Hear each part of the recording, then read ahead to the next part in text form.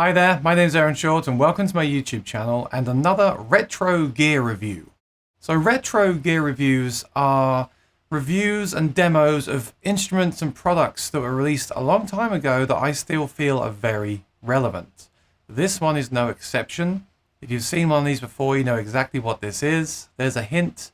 This is the Line 6 Variax Acoustic 700. These were announced, I believe, around 2004. So these things are they're going to be getting on for 20 years old. And yet they're really, really advanced and they do things that other guitars don't do. This one, I believe, is from around 2006. And as you can see, it's a slim body. Looks like there's a sound hole, but there's actually nothing there. This is a solid guitar. There's no resonance. You just hear a little bit of sound acoustically. But the great thing is there'll be no feedback. You can crank this up as loud as you want and there'll be no feedback.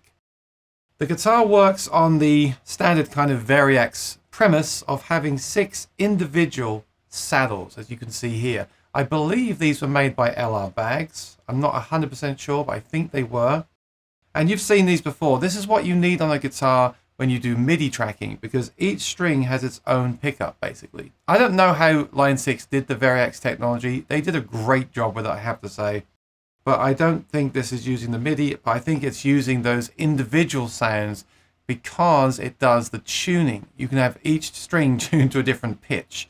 For that reason, they needed to use a different pickup for each, basically a different saddle and pickup for each string.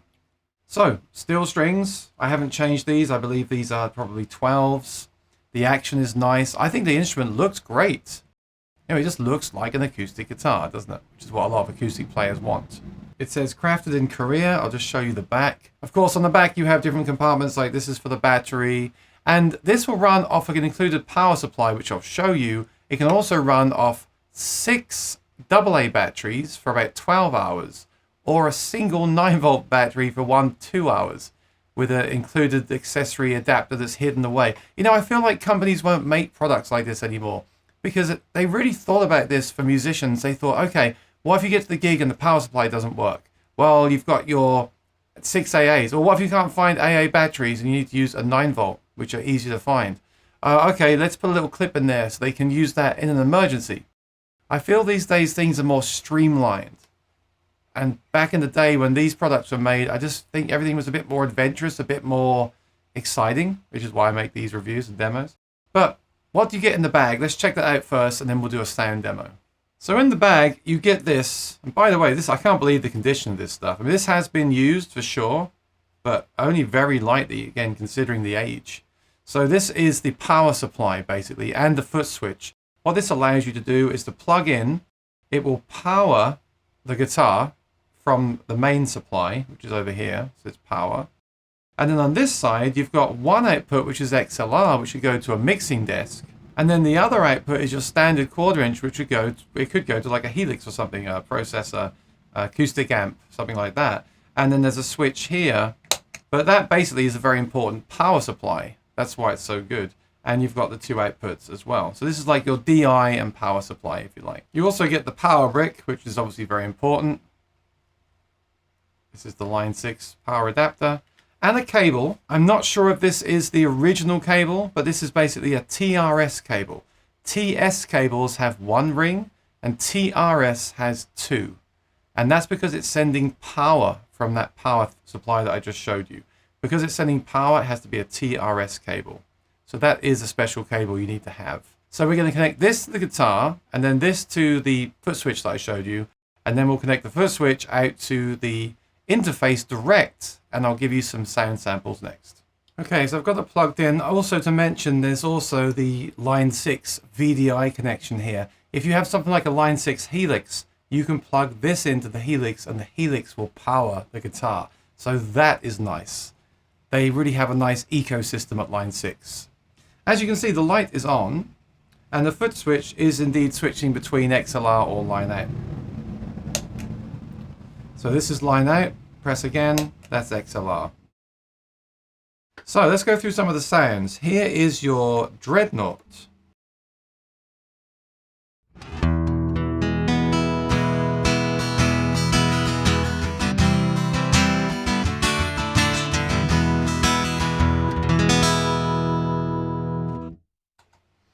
Here's a triple O.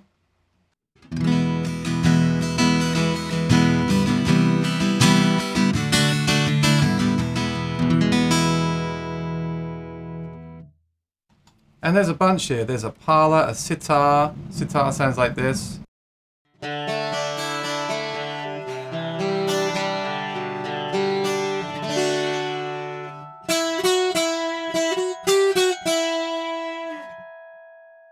You can really hear that ringing out there. And then there's the jumbo, which is kind of my favorite I've found, and it sounds like this.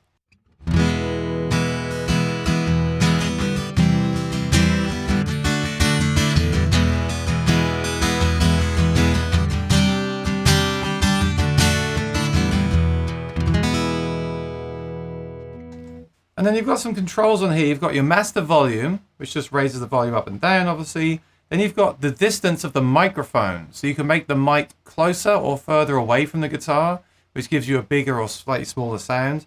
And then the compressor as well. There's a compressor built in. Let's check those out.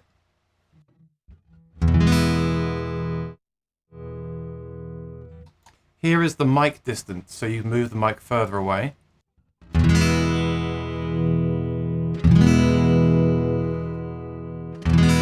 You can hear there's a lot more low end when you've got the mic closer, as it would be if you were recording a guitar.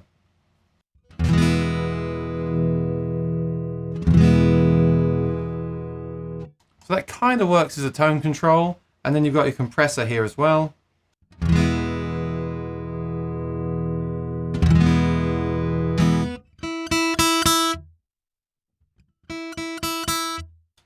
That's nice. To have a little bit of compression on there and adjust the microphone is very nice. It allows you to tweak, but also just to shape the sound to what you want quickly and efficiently. I like that as well.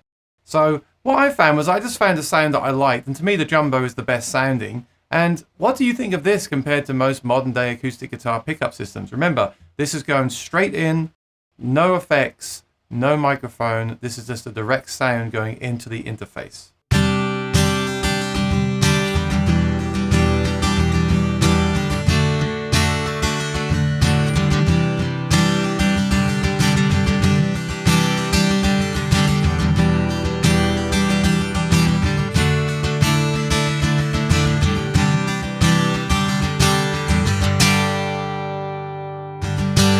And to me, it's not a big kind of IR sounding, mic'd acoustic sound. It's also not a direct piezo only sound.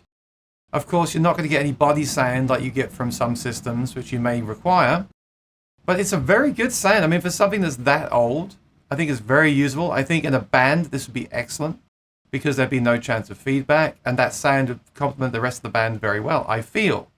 Maybe as a solo act, it might be a bit too thin and there's no body sound for looping and things like that. So I don't know, it's always a tough compromise with these things, isn't it?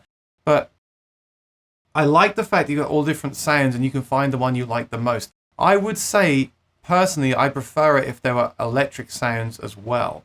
I'd love to see a new version of this, but with some kind of either pickup here for electric sounds like the Cole Clarks and the Godins have, or even maybe no pickup there, but the ability to have electric sounds. Because as a solo acoustic player, or even in a band, it's nice to have access to electric sounds as well. And I feel like, well, this has all that technology, so why not have the electric sounds in there too? I don't know. Just my thoughts. As an acoustic player, I would probably select it to that one guitar sound, set up the sound how I want with the mic distance and compression, and just use it. So for my solo act right now, it may not work because I need the body sounds and everything else. But there's something that this has, because you might say the Acoustasonic, that has the body sounds, doesn't it? And electric sounds. Yes, it does. And I love the Acoustasonic. That's a great way to go. But this has one feature, which is the main reason why we're featuring it today on this episode. It has tunings. And not just tunings like a capo, like one step up, one step down. You can retune every single string. You can even retune every single string and use a capo effect as well. And it works very well. Think what it's doing. It's processing the raw pickup and processing the pitch as well. It's really, really impressive. And if you are someone that plays in alternate tunings all the time, something like this could be invaluable.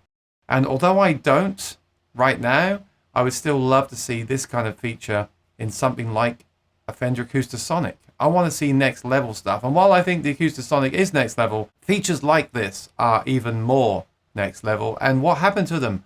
Why did they go? Did people not use them? I guess I'm sitting there saying I don't use them, so maybe that's what happened. But it truly is impressive. Let me show it to you what you can do here. So I have the Jumbo selected right now, and this can all be saved as presets as well. So each sound, like the Jumbo, can have its own tuning, and then the Dreadnought can have its own tuning and setup, and you can store that by simply pressing the button. So what you do is you press twice, and this is a bit fiddly. This isn't as easy as using an app or a touch screen. Maybe that's why these went away. Maybe in the guitar stores, people just couldn't figure out how to use it. I had to read the manual a few times, I have to admit. But what you do is, when you press that, you can then set this slider down to 0. And then you can scroll through. You can hear them changing. You can scroll through them. So let me show you some. Here's the first one.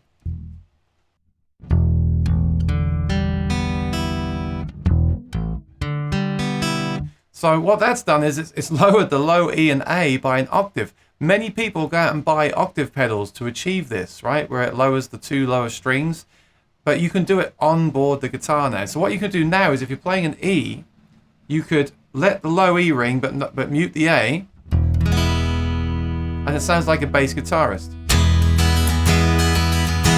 And for the A, I can mute the low E and I get this. Obviously, if I go to open D, I've lost it, but I could fret the D here.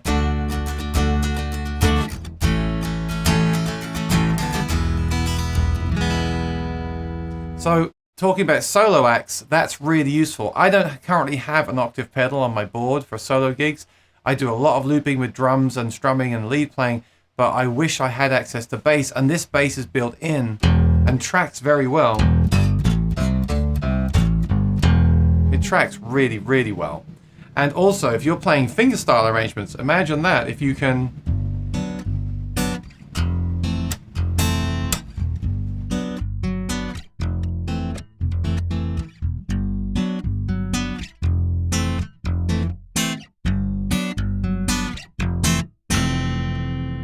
imagine what you could do with that, with walking bass lines and things like that. Now, it doesn't sound just like a bass guitar. No, it doesn't. But again, that's what a new version 2 could have, right? It could actually sound like a bass guitar. This just sounds like the string dropped by an octave. And it's fine. It works. It has that effect and gives you that full sound, which you really miss when it's not there anymore, I'll tell you that. So let's go on to another one.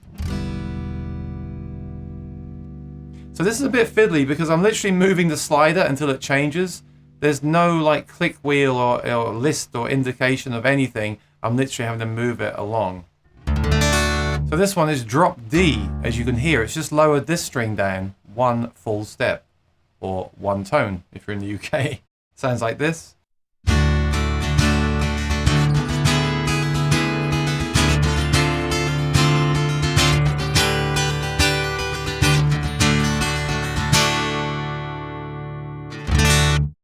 The pickup is interesting, isn't it? I'm trying to think what it reminds me of. It sounds a bit like a magnetic pickup to me. It doesn't sound as natural as some of the pickups that I use today, but it certainly sounds a lot better than a lot of other systems. Again, and not even just for the time. I think this has a really nice sound to it.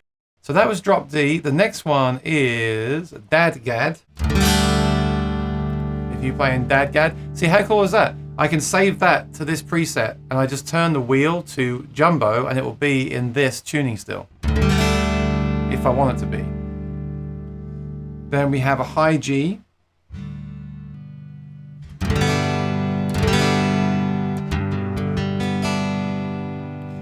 Low G.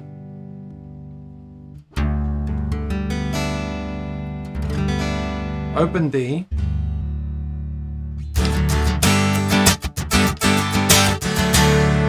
I love anything open because I can just play one finger across all the strings.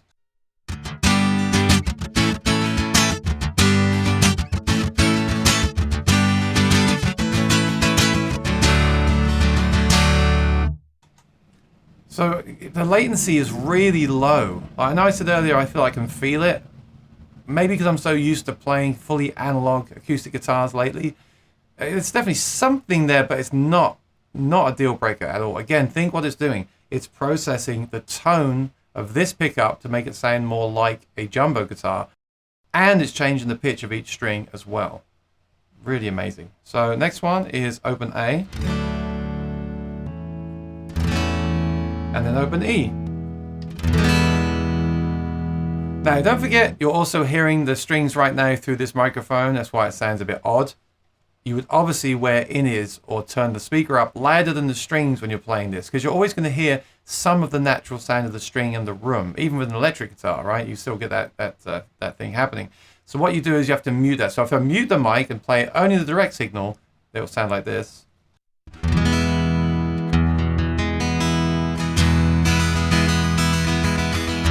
Isn't that great? And don't forget, it's going in direct right now. There's no reverb, there's no EQ, there's no additional compression or anything. That's just the sound from the guitar. Really, really, really cool stuff. Something else you can do is if you put the slider the other way, you can take up or down everything.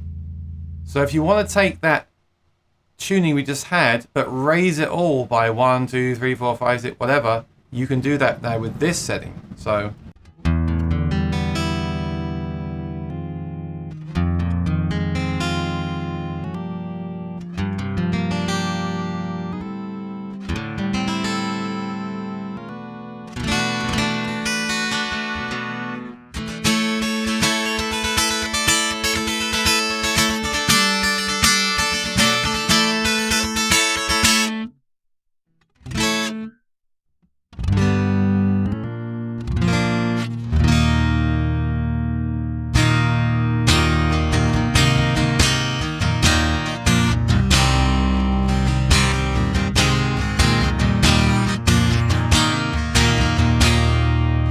So you see, it's really clever and it's interesting and it's inspiring and it will create new ideas. Look, there's nothing you can't do here with a regular acoustic. With a regular acoustic, we can play in different tunings. We can move the mic back and forth. We can do all that. And I'm sure it'll probably sound much better, to be fair. But it opens up a new way of songwriting and performance to have this kind of ability and to have it done so well. So the way I can just move a slider, turn a knob and have a different acoustic sound rather than just one sound for everything. And the way that I can just move that slider and change my tunings and even make my own tunings, that's going to affect the way you write and create music. And that's why stuff like this from the gear that was out around like 2010 was so impressive, because it opened up those doors. And I feel like that's not there anymore. I always assumed that guitars like this would be further improved, and by now they'd be sounding even better and have even more things built in. Now some companies are doing that. We see guitars on Amazon that have modeling built in and effects built in and touch screens. So I guess I have to take my hat off to them. They're trying. But to me, around this time of this gear, they were thinking in ways of like working musicians and writers. Let's give them tools that are actually practical and actually work. Were they perfect? No. Was there more they could have done? Yes. But don't forget, they were also working within the limitations of the technology at the time. This is almost 20-year-old technology.